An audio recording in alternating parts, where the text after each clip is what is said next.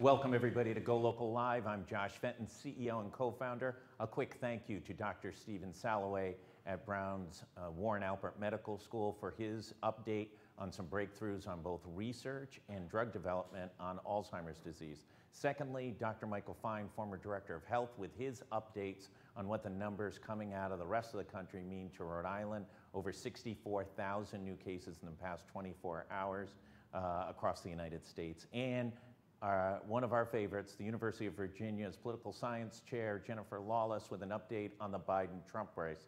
Now, let's go to what's better than everyday Shark Week for John Dodd at the Atlantic Shark Institute. John Dodd, thanks so much for joining us. Thank you, Josh. Happy to be here.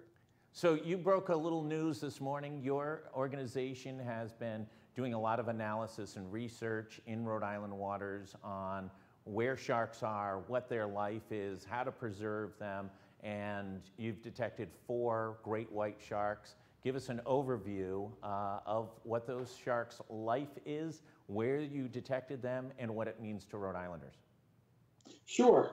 Actually, it's a pretty exciting discovery because last year we began this research. It's a shark array. Basically, we've got 10 different acoustic receivers throughout Rhode Island, and 7 of those are around Block Island. And last year we just had 2 around Block Island, and we picked up a couple of detections of white sharks. But this year we increased that array from 2 to 7.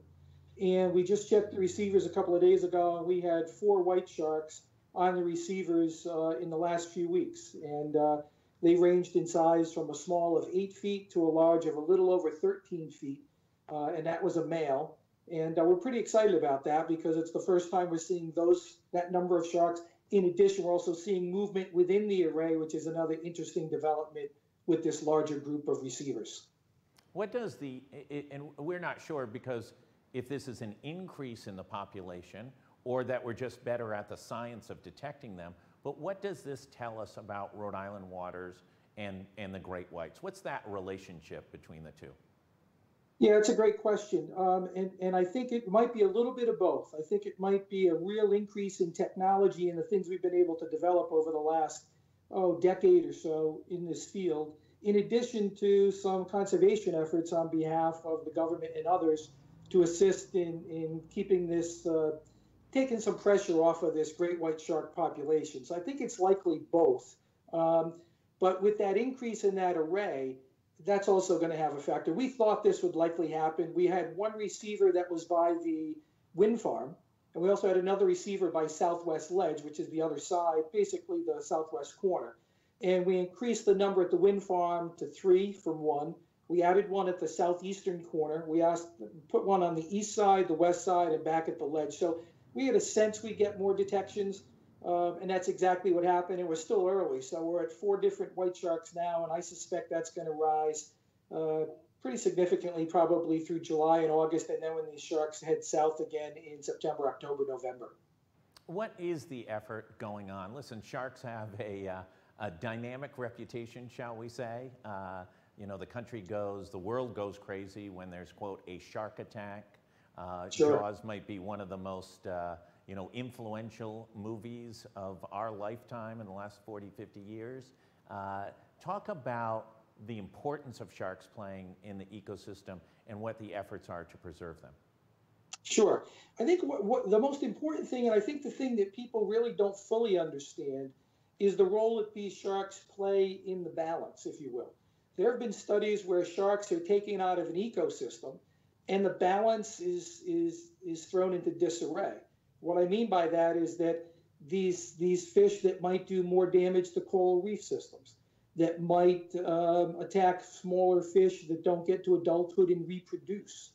So when you take sharks out of an ecosystem, there's a real cascading effect here that upsets the balance, and that can have some pretty catastrophic kind of effects. So what we're trying to do is we work with researchers and research teams, and we also do some research ourselves, but we're all about trying to figure out what this population is doing, where they're going, what their numbers are doing, where they reside, where they might give birth, how many young might survive, do they get to the point where they can reproduce, and how does that all interconnect?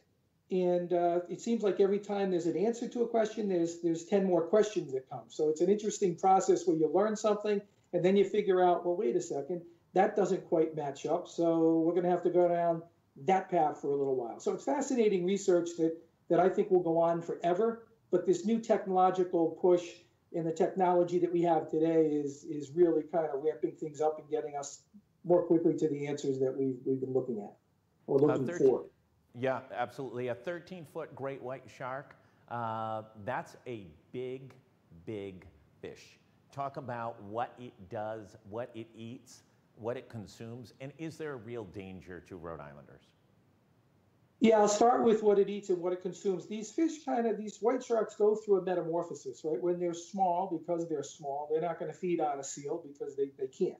So you find that they'll feed on fish and dogfish sharks and a lot of ground fish. But as they grow and they mature, literally their teeth actually change shape and a number of things happen to them.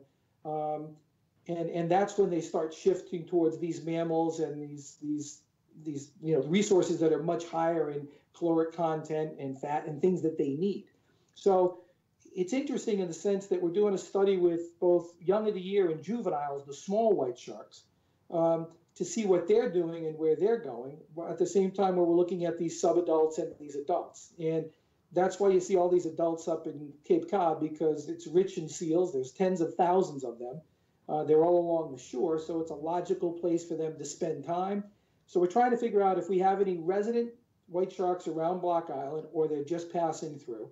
And as it relates to the danger for people, I think these sharks have been doing this for hundreds or thousands of years. So I think we're just figuring out what they've been doing. I don't think these are new sharks that have just decided for the first time in their lives they'll swing by Block Island, Rhode Island. I think they're doing it, and they've been doing it for a long time. We're just starting to figure that out. So I would say the risk is no higher or no less than it's ever been. They're just stopping by on the way to the Cape, and who wouldn't want to be in the Cape in the summer, right? I mean, it's completely logical. What does a 13-foot great white shark eat in a day? I mean, what is the level of consumption? Yeah, it's funny. They're actually trying to determine that right now. Dr. Greg Scommel, who I actually went to the University of Rhode Island with in the early 80s, he's leading that shark research effort out on Cape Cod. And one of the things he's moving towards this season is trying to determine just that. When a predation takes place, where does that shark go? Does that shark go right back to prowling and going up and down the coast? It doesn't look that way. It looks like they might go offshore for a little while and relax. And in that sense, getting a better sense of how long one of these attacks, one of these meals might actually satisfy one of these white sharks. So that's research that's yet to be specifically defined or known, but we're getting closer to that, and specifically Greg's getting closer to that every day. John, talk about what the Institute's trying to do and how folks can learn more and help support the Institute. Yeah, I appreciate that. Well, first of all, they can find us at AtlanticSharkInstitute.org. We're based here in Southern Rhode Island. We're actually a 501c3. We're a nonprofit, so we rely on the generosity of people that care, people that are concerned, people that understand the value of conservation and research. So anyone can go to that site and help donate and support either a specific project if they'd like, or just a general donation. We have no paid employees, so all the money goes to the research, and it goes towards these tagging efforts and the different things that we do. So for example, we've just purchased 8 tags for the juvenile young of the year white shark study that we're doing with Dr. Craig O'Connell. Those tags are about a little over $400 each. So, quick math will tell you it's a little over $3,000. Then we have to get out to the grounds. We have to catch the sharks. We have to tag them. We have to let them go. So it's all about doing research that makes a difference, if you will. And whether that's with these white sharks or poor beagles, mako sharks, we're doing a lot of work with because they're in trouble, we believe. Blue sharks, thresher sharks. So it's a great group. We have a wonderful group of volunteers. We have a really nice organization of people that care. And we'd love to have more people be a part of it, particularly here in the state of Rhode Island. John Dodd, I want to thank you so much. You're kind of our go-to shark expert whenever we learn of developments on the coastline and out into the Atlantic. Thank you so much for joining us For everybody, please take a look at their website. Super interesting research and a great opportunity to help preserve Rhode Island and as well as global waters and preserve sharks across the globe. Thanks everybody for tuning in. We'll have more on GoLocal throughout the afternoon, a number of updates. 6 o'clock today, the Ivy League will be announcing what they're doing with sports, may have a significant impact on what happens in college sports across the country. Thanks everybody for tuning in, and please, please stay safe.